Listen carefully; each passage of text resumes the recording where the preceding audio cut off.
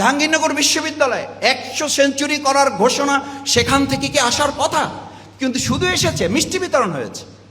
তার মানে তো ঠিকই আছে, তার মানে তো ঠিকই আছে। Is more dangerous than a lion.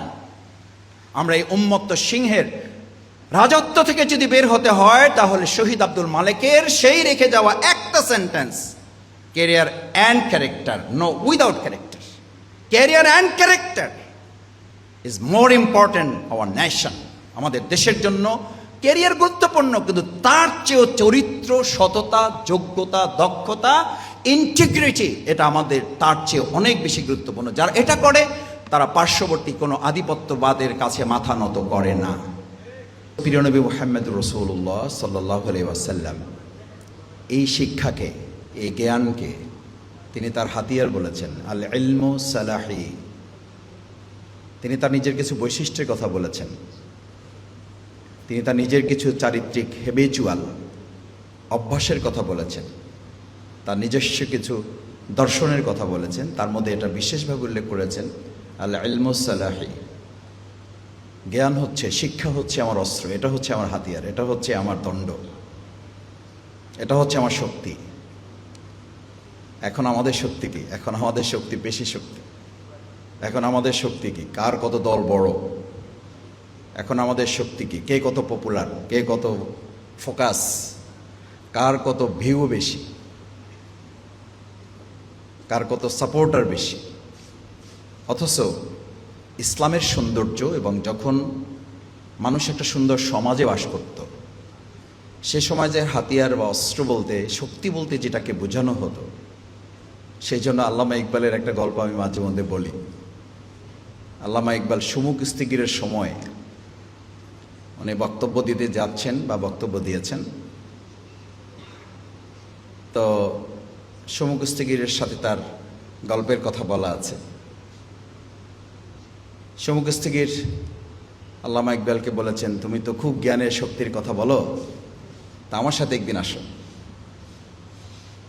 আল্লামা ইকবাল ভাবলেন বেচারা একটা অনুরোধ করেছে, একটা আহ্বান জানিয়েছে, তো ঠিক আছে।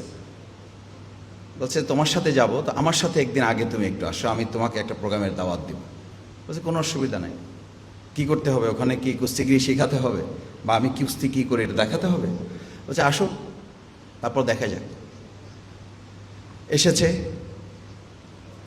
বক্তব্য দিয়েছে। আল্লামা ইকবাল বক্তব্য দিয়ে যাওয়ার সময় কৌশলে বলেছেন, আজকের প্রোগ্রামের প্রধান অতিথি আপনারা ইতিমধ্যে লক্ষ্য করেছেন, স্বাস্থ্যের দিক বিবেচনায়, শরীরের দিক বিবেচনায়, সক্ষমতার বিবেচনায় স্বাভাবিকভাবেই স্টেজে যারা বসে আছেন তাদের চেহারার দিকে তাকালে যাকে আপনাদের প্রধান অতিথি মনে হয় তিনি এখন কথা বলবেন, তিনি আমাদের প্রিয় সুমুখ ইস্তিগির।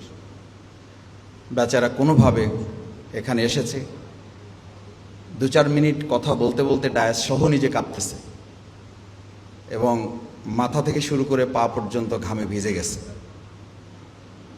তো যেতে যেতে শেষ করে কোনো রকম আল্লামা ইকবালের কানে কানে বলতেছে যে, আমি বুঝতে পারলাম না 24 ঘন্টার মধ্যে 18 ঘন্টা কুস্তি করি, ঘাম বার করতে, সোয়েটিং করতে আমাকে এত কিছু করতে হয়, আর এখানে 3 মিনিটে আমার পুরো শরীর ঘামে ভিজে গেল এবং আর বেশি দাঁড়াতেও পারলাম না। এটা শক্তিটা কি? আল্লামা ইকবাল তখন এসে আবার দাঁড়িয়ে তাদের সামনে বললেন, আমি এই মেসেজটা আপনাদেরকে দিতে চেয়েছি, যেটা সুমুখ ইস্তিগির আমার কানে কানে বলেছে, সে কথাটা এখন আমি আপনাদের সামনে বলছি।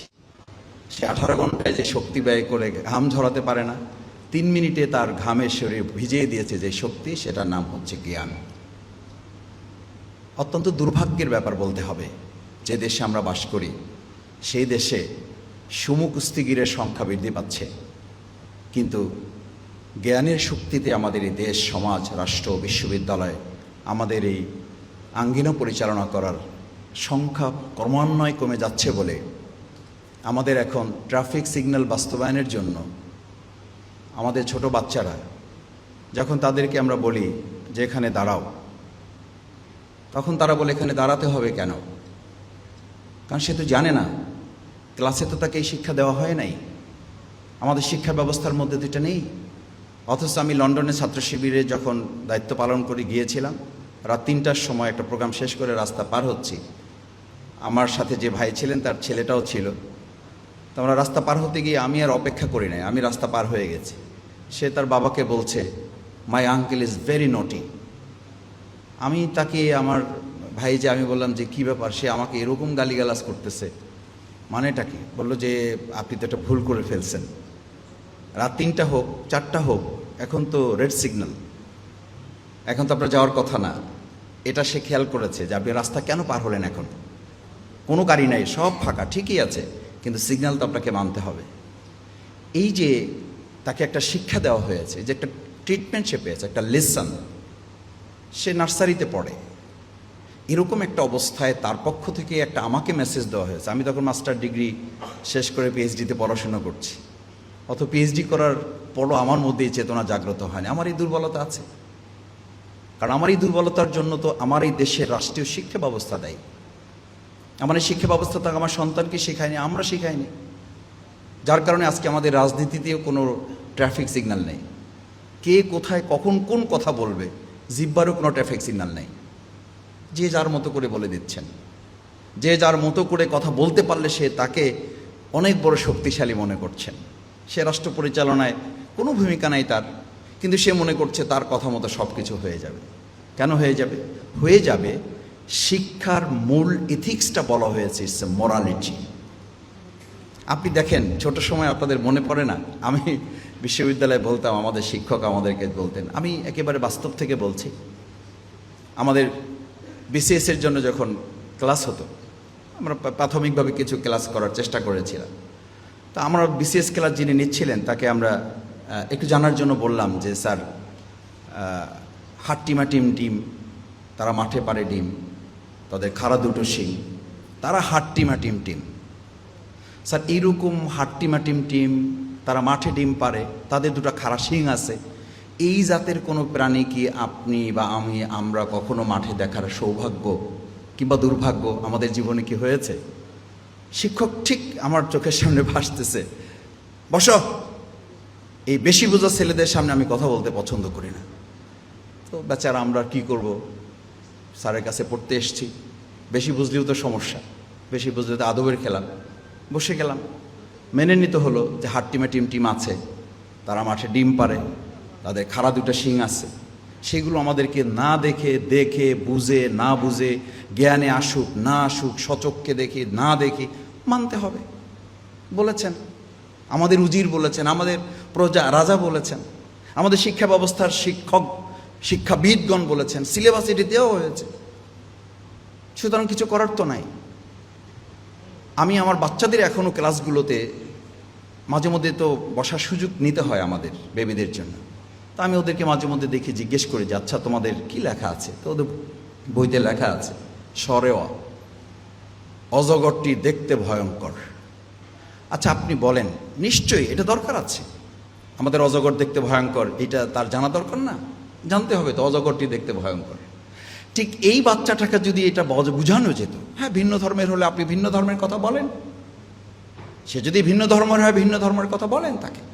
কিন্তু এই অতে যদি অজগরটি দেখতে ভয়ঙ্কর এটা লিখে তার পাশে এটাও লিখে দেওয়া হতে, অতে অজু করো, শরিয়াতে আজান দাও, ঈগল রশ্মিতে ইমানদারের ইমান বড়, আবার এটার সাথে এটাও লিখে দেন, ঈগল পাখি আকাশে ওড়ে। এই কথাগুলো যদি আপনি আপনার সন্তান বা আমাদের আজকের প্রজন্ম যারা বড় হচ্ছে আগামী দিনের জন্য, আপনি এই গবেষণার বিরাট অংশ আমাদের প্রিয় প্রবন্ধকার ডক্টর হাফিজুর রহমান যা দিয়েছেন, গবেষণা শিক্ষার একটা অংশ, it's absolute part, it's not whole part. গবেষণা সবার জন্য জরুরি নয়, সবাই ডক্টর হইতে হবে, সবাই ডক্টর হাফিজুর রহমান হবে, তারপরে দেশ স্বাধীন হবে, তারপরে দেশ স্বয়ংসম্পূর্ণ হবে, তারপরে দেশ অর্থপূর্ণ হবে। This is not important. Important is, গুরুত্বপূর্ণ হলো শিক্ষার বেসিকটুকু আমরা আমাদের গোটা জাতির কাছে, মৌলিকত্বটুকু, ফান্ডামেন্টাল এক্সপার্টটুকু আমরা তাদের সামনে দিতে পেরেছি কিনা। সেই দিতে পারার অর্থ কি? অর্থ ছিল যে শিক্ষা আমাদেরকে এটা বলে দেবে, আমাদেরকে আঙ্গুল দিয়ে এটা দেখিয়ে দেবে, শিক্ষায় শিক্ষিত হলে একজন ছাত্র সে তার মেধার দিকে নজর দিবে, সে তার পদের দিকে নজর দিবে না। বিগত 15 বছরে অথবা দেশ স্বাধীনের পরে আমাদের দেশে এখন বিসিএস কে হবে, এই শিক্ষা অর্জন করার পর সে শিক্ষক হতে পারবে কিনা, তার জন্য তার একটা দলীয় পরিচয় ম্যান্ডেটরি করে দেওয়া হয় নাই, শুধু এটা না হলে তার মেধা থাকা সত্ত্বেও তাকে কাজে লাগানো যাবে না। কি করবেন আপনি? হোয়াট ক্যান আই ডু, মানে উই হ্যাভ টু ডু, বলেন। আমি খুব দুর্ভাগ্যের সাথে একটা কথা বলি, জুলাই আকাঙ্ক্ষার কথা বলা হয়েছে না, এই পয়েন্টটা এখানে হয়তো তোলার মতো বিষয় না, কিন্তু আলোচনা করার মতো বিষয়। কি বিষয় জানেন? আমার কিছু আত্মীয় স্বজন আছে, এই 2-4 দিনে সপ্তাহখানেকের মধ্যে তাদের ফ্লাইট। কিসের ফ্লাইট? তারা দুঃখ, ভারাক্রান্ত, আফসোস, হতাশা, ক্ষোভ, ক্ষুদ্র প্রতিক্রিয়া ব্যক্ত করে আবার দেশ থেকে তার সন্তানদেরকে ফিরিয়ে নিয়ে এসেছেন, যারা 5ই আগস্টের পরে তাদেরকে নিয়ে আবার চলে যাচ্ছেন। কেন? তারা বলছেন hour knowledge brings us nearer to ignorance, hour ignorance brings us nearer to death. আমি জানি না আপনাদের কাছে এই মেসেজ পৌঁছেছে কিনা। জুলাই চেতনা বাস্তবায়নে ব্যর্থতার রাস্তায় ইতিমধ্যে আমরা হাঁটতে শুরু করেছি। জুলাই আকাঙ্ক্ষা ইতিমধ্যে বিধ্বস্ত হতে শুরু করেছে। 5ই আগস্টের পর যারা সাহস, হিম্মত, বলিষ্ঠতা, দেশপ্রেমের চেতনা নিয়ে দেশে ফিরে আসার উদ্যোগ গ্রহণ করেছিলেন, তারা আবার দেশের এই সামগ্রিক পরিস্থিতি, এবার কেউ কেউ তো বিমানবন্দরে গিয়ে স্ট্যাটাস দিচ্ছেন, বাই বাই বাংলাদেশ। কি মেসেজ পাচ্ছি আমরা? আমাদের কতগুলো সংস্কার কমিশন হয়েছে। আচ্ছা আপনি বলেন, আমি দুঃখিত, খুবই দুঃখিত, আমি একজন রাজনৈতিক কর্মী, ক্ষুদ্র কর্মী, আবার পড়াশোনায় চেষ্টা করেছি একজন ছাত্র হিসাবে, এখনও নিজেকে পরিচয় দিতে স্বাচ্ছন্দ্য বোধ করি। আপনাদের কি চোখে পড়েছে ঐক্যমত কমিশনে আমাদের 30 থেকে 40টি দল 2 মাসের অধিক সময় যারা ওখানে তর্ক বিতর্ক করেছেন, ডিবেট করেছেন, দেশ নিয়ে গম্ভীর আলোচনা করেছেন? কতদিন কোন পত্রিকার কোন হেডলাইনে লাল কালার দিয়ে আপনার সামনে চোখে পড়েছে? কোনো কথা শুনতে চায় না, আগে শিক্ষা সংস্কার করতে হবে, কারণ বিগত 15 বছরের সবচেয়ে বড় ধ্বংসের তালিকা শুরু হয়েছে শিক্ষা দিয়ে। শিক্ষা শেষ করেই আমাদের ছাত্রদের কাছে মেসেজ দেওয়া হয়েছে, তোমার পড়তে হবে না, তোমার পথ ঠিক রাখো, বিসিএস এ ঢুকিয়ে দেওয়ার দায়িত্ব আমাদের। তোমার পড়তে হবে না, তোমাকে শিক্ষক করার দায়িত্ব আমাদের। সেও বিশ্ববিদ্যালয়ে পড়াশোনাই করে নাই, সে বিশ্ববিদ্যালয়ের শিক্ষক হয়েছে 15 বছরে।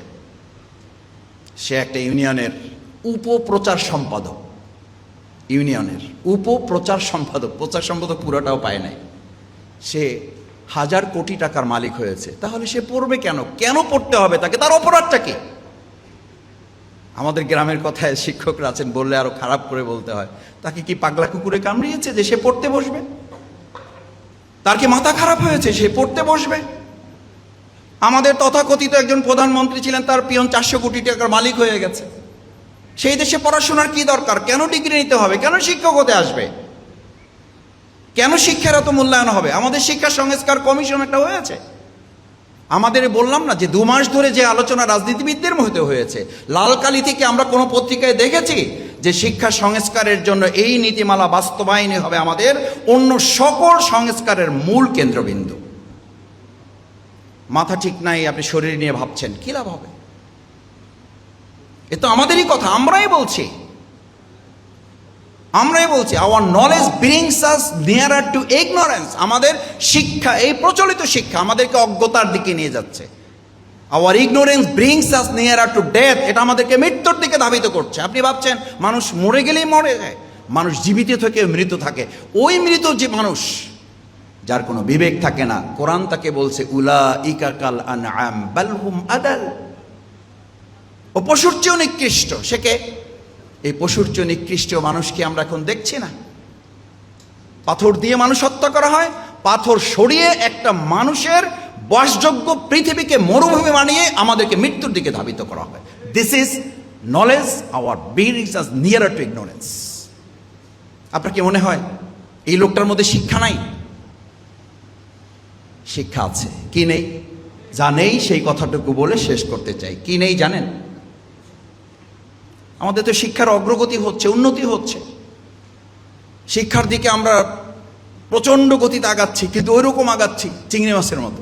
ওই যে চিংড়ি মাছের পচন কোথায়? চিংড়ি মাছের পচন তো পায় না, চিংড়ি মাছের পচন তো হাতে না। চিংড়ি মাছের পচন তো পেটে না, চিংড়ি মাছের পচন তো হলো যাহা থাকে নিচে তাহা থাকে মাথায়। সঙ্গত কারণে চিংড়ি মাছ খুব লাভ দেয়। আমাদের ছোট সময় মনে পড়ে, আপনাদেরও মনে পড়ার কথা, চিংড়ি মাছ ধরতে গিয়ে মাঝারি সাইজের বা বড় সাইজের চিংড়ি মাছ ধরতে গিয়ে আপনি খেয়াল করবেন, চিংড়ি মাছের ধরতে হলে আপনাকে সামনে হাত দিতে হয় না, হাত একটা পিছনে আর একটা উপরে রাখতে হয়, কারণ সে লাভ দেয় বাট যায় কোথায়? যায় পিছনে। আমাদের পচন মাথায় হওয়ার কারণে সেই পচনটা কি? সেই পচনটা কি? Career and character. Career and character দুটো ওতপ্রোতভাবে জড়িত না, দুটোর পরিপূরক, একটা ছাড়া আর একটা অচল। ক্যারিয়ার অ্যান্ড ক্যারেক্টার, আমাদের ক্যারিয়ারে যতটা নজর আছে আমাদের ক্যারেক্টার সেই নজর নাই, এবং নজর দেওয়াটাকে আমরা আবার ধর্মান্ধতার মধ্যে নিজেকে ফেলে দিচ্ছি। এই যে এই জায়গায় দাঁড়িয়ে কথা হচ্ছে, শহীদ আব্দুল মালেক এই কথাটাই তো বলতে চেয়েছিলেন 1969 সালের 12 তারিখে একই কথা, শুধু এই কথাটুকু বলেছিলেন, সম্মানিত শিক্ষক, ছাত্র, শিক্ষার্থী ভাই বোনেরা, প্লিজ প্লিজ তোমরা আসো, তোমাদের জ্ঞান দরকার, কিন্তু তার সাথে career and character. Career and character, career without character is dangerous, more dangerous than a lion. এটা একটা উন্মত্ত সিংহের চেয়ে ভয়ঙ্কর। শুধু এই কথাটুকু আব্দুল মালেক ভাই বলতে চেয়েছিলেন, এই কারণে তৎকালীন সবচেয়ে শিক্ষিত এবং পরিচয় দিতেন আমরা বাম ঘরানার মানুষ, আমরা ওই সমস্ত ধর্ম চাই না, ওই সমস্ত ক্যারেক্টার লাগবে না আমাদের। এই কথা তখন বলা হলো 1969 সালে 12 আগস্ট, আর আজকের 2025 সালে ওই একই কথা বলার কথা আমাদেরকে শুনতে হয়। ওইসব ধর্ম বাদ দেন, ওইসব ক্যারেক্টার লাগবে না বলেই তো আব্দুল মালেক ভাই শুধু এই কথাটুকু বলেছিলেন, প্লিজ। আর আমরা আজকেও আবার এসে বলছি, কত বছর, কোথায় 69 আর কোথায় 2025, এতগুলো বছর পেরিয়ে আমাদেরকে সেই মানুষ দেখতে হয় যে মানুষগুলো পাশবিকতায় পরিপূর্ণ। কারণ একটা মানুষের মধ্যে দুটো সত্তা আছে, অ্যানিমালিটি, মোরালিটি। আপনি অ্যানিমালিটিটাকে চেক দিবেন, মোরালিটিটা ডেভেলপ করবে। মোরালিটিকে চেক দিবেন, অ্যানিমালিটি আপনার লাগামহীন হয়ে পড়বে। আজকে বাংলাদেশে আমরা অ্যানিমালিটি লাগামহীন কিছু পশুতুল্য মানুষ পাচ্ছি। পাওয়ার কথা ছিল অ্যানিমালিটি লাগাম টানা, মোরালিটি লাগামহীন হয়ে সে আমার দেশের অর্থ পাচার ঠেকাবে। মোরালিটি লাগামহীন হয়ে আমাদের ব্যাংক ডাকাত ঠেকাবে। আমাদের তো সমস্যা এই না যে গ্রামে চুরি হচ্ছে, আমাদের সমস্যা তো ব্যাংক ডাকাতি হয়ে যাচ্ছে, আমাদের সমস্যা তো হচ্ছে অর্থ পাচার হয়ে যাচ্ছে, আমাদের সমস্যা তো আমাদের নৈতিকতা বিলীন হয়ে যাচ্ছে, আমাদের সমস্যা তো আমাদের শিক্ষার্থী এক বোনকে বোন মনে করতে যত স্বাচ্ছন্দ্য বোধ করি, আধুনিকতা মনে করি তাকে গার্লফ্রেন্ড মনে করা। বোন মনে করলে বললে যে ও আচ্ছা উনি একটু হুজুর টুজুর আছে আর কি, মাদ্রাসা পড়ে আসছে তো ওই কারণে একটু চিন্তা দৃষ্টিভঙ্গি একটু ধোঁয়াশে আছে আর কি, ক্লিয়ার হয়ে যাবে, ঠিক হয়ে যাবে, কিছুদিন চললে আস্তে আস্তে ঠিক হয়ে যাবে। ঘটনাটা ঠিক আমাদের প্রেসিডেন্ট সেই হোসাইন মোহাম্মদ এরশাদের মতো। পাবনা পাগলা গারদে গিয়ে তিনি নাকি বলেছিলেন, প্রিয় পাগল বৃন্দ, আমি প্রেসিডেন্ট হোসাইন মোহাম্মদ এরশাদ। 2-3 পাগল সামনে এসে আগে বলছিলেন, মিস্টার এরশাদ সাহেব, প্রথম আমরা যখন এখানে ঢুকেছি আমরা নিজেদেরকে সবাই প্রেসিডেন্ট মনে করেছি, কিছুদিন আমাদের সাথে থাকেন, ঠিক হয়ে যাবে। ওরকম প্রথম প্রেসিডেন্ট আমরাও মনে করেছি, আমাদের সাথে কদিন থাকেন, ঠিক হয়ে যাবে, কোনো অসুবিধা নেই। আমাদের দেশে এরকম ভালো কথা কেউ বলতে শুরু করেন, আমাকেও বলবেন, কেউ এখনই বের হইলে হতে বলবেন, ওরে মাসুদ সাহেব ভালো কথা বলেছেন, ঢাকা বিশ্ববিদ্যালয়ে। এটা বুঝবেন না, উনি ঢাকা বিশ্ববিদ্যালয়ে পড়েছেন, উনি বুঝবেন না। আমাদের সাথে থাকেন কিছুদিন, ঠিক হয়ে যাবে, আমাকেও ঠিক করে ফেলবে। আমি ইংল্যান্ড থেকে এসে একটা সেমিনারে কথা বলতে বের হয়ে হ্যান্ডশেক করে আমাকে বলছেন, মাসুদ ভাই বিদেশ থেকে এসেছেন তো একটু কিছুদিন এরকম একটা ফ্লেভার থাকবে, আমাদের সাথে থাকেন, আস্তে আস্তে ঠিক হয়ে যাবে। আমার ভাইয়েরা, এই ঠিক হয়ে যাওয়া আর কতদিন? আজকের সেমিনারটা যদি শহীদ আব্দুল মালেককে আমাদের স্মরণ করিয়ে দেয়, তিনি শুধু এই কথাটুকুই বলেছিলেন, career and character, career and character place. আর যদি তা না হয়, career without character is more dangerous than a lion. একটা উন্মত্ত সিংহ, কল্পনা করুন, ভাবুন, এই বিশ্ববিদ্যালয়ের অঙ্গনে টিএসসি চত্বরে যদি একটা উন্মত্ত সিংহকে ছেড়ে দেওয়া হয়, তাহলে সে যতটা ভয়ঙ্কর, সে যতটা ভয়ঙ্কর, পৃথিবী আমাকে বলছে, এখনকার পৃথিবী আমাকে বলছে কেরিয়ার উইদাউট ক্যারেক্টার, ক্যারেক্টার নাই এরকম কেরিয়ার সম্পন্ন একটা মানুষ is more dangerous than a lion. এরকম একটা উন্মত্ত সিংহের চেয়েও এই ক্যাম্পাসের জন্য সে ভয়ঙ্কর। এই ভয়ঙ্কর রূপ আমরা দেখেছি। এই বিশ্ববিদ্যালয়, এটাকে ডাকাতদের গ্রাম বলার কথা, কিন্তু বলা হয়েছে তো।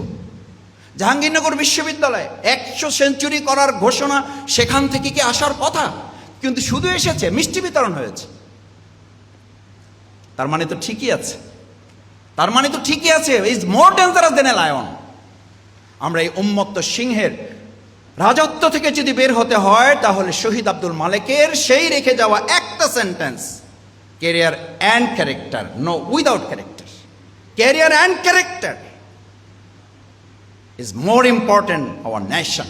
আমাদের দেশের জন্য ক্যারিয়ার গুরুত্বপূর্ণ, কিন্তু তার চেয়েও চরিত্র, সততা, যোগ্যতা, দক্ষতা, ইন্টিগ্রিটি, এটা আমাদের তার চেয়ে অনেক বেশি গুরুত্বপূর্ণ। যারা এটা করে তারা পার্শ্ববর্তী কোনো আধিপত্যবাদের কাছে মাথা নত করে না। যাদের কাছে এটা গুরুত্বপূর্ণ, তারা কখনো অন্য একজন ছাত্র, অন্য একজন ভাইকে অন্যায়ভাবে আঘাত করতে পছন্দ করে না। তারা তাদের ভাইকে নিয়ে নিজের পরিবারটাকে যেমন সাজায়, বিশ্ববিদ্যালয়টাকে সেভাবে সাজায়। সামনে ডাকসু নির্বাচনের কথা শুনছেন আপনারা। এই ডাকসু নির্বাচনের মূল থিম হওয়া উচিত, এই ডাকসু নির্বাচনের মূল থিম হওয়া উচিত tolerance is the best teacher. এডুকেশনের এখনকার শেষ লেটেস্ট স্লোগান হচ্ছে education. What is the definition of education? Education, শিক্ষা হচ্ছে is more tolerance, more tolerance. Tolerance, what is the definition of tolerance? Tolerance means is the best teacher. এটা হচ্ছে সবচেয়ে বড় শিক্ষক। যে যত বেশি সহনশীল পৃথিবীতে, সে সবচেয়ে বড় নেতা। আর আমাদের হচ্ছে যত বেশি অস্থির, সে হচ্ছে আমাদের সবচেয়ে বড় নেতা, সে হচ্ছে আমাদের বড় দায়িত্বশীল। যে যত গরম হতে পারে, যে যত বড় অস্থির হতে পারে, যে যত কাঁপিয়ে তুলতে পারে, সে হচ্ছে আমাদের নেতা। আর আমাদের শিক্ষা বলছে আমাদের tolerance is the best teacher. সবচেয়ে বড় শিক্ষক, সবচেয়ে বড় নেতা, সবচেয়ে বড় গার্ডিয়ান, যে যত সহ্য করতে পারে। আমি বিশ্বাস করি ইসলামী ছাত্র শিবির সহ্য ক্ষমতায় সকলকে ছাড়িয়ে গিয়ে শুধু ঢাকা বিশ্ববিদ্যালয় না, শহীদ আব্দুল মালেকের রেখে যাওয়া সেই সুন্দর স্বপ্ন বিনির্মাণে বাংলাদেশকেও তৈরি করবে ইনশাআল্লাহ। সবাইকে ধন্যবাদ। আসসালামু আলাইকুম ওয়া রাহমাতুল্লাহি ওয়া বারাকাতুহু।